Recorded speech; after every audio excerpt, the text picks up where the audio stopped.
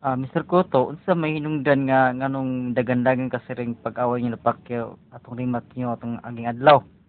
Basta ko lang murag kasagid og gud diyan. Wa ko kasabot sa mga bati tungod kay kilibanga ang gugol kay nakakaon ko gumba gud. Og karon mas sakit paghapon kong tiyan. Labi na yak may kuto-kuto. So sakit mo si dete kung tayo sa lubot. Ug mo na Oo, nya daghan ka kaid eh. murag tae na ko di jud ni. Kumugawas ni murag mabungkag ang mga tao dito tingali.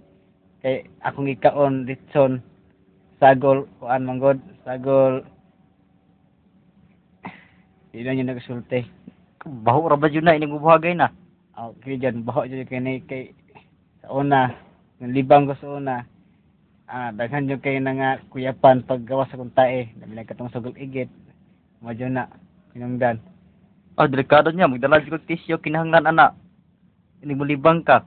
Sunod na mo rin mas pakya madala kong panadol o isa pa pakaw isang sa kong lubot og tapos pakyaw easy naman kay nakuha na ako na tumbahon dyan. Pero ako lang tapos pakyaw primat na mo pili na dyan na Bali no? Di ka libang ka? gusto nga pilihon yun ako sa pakyaw kay ako lang akong mudaog ko. Salamat pre.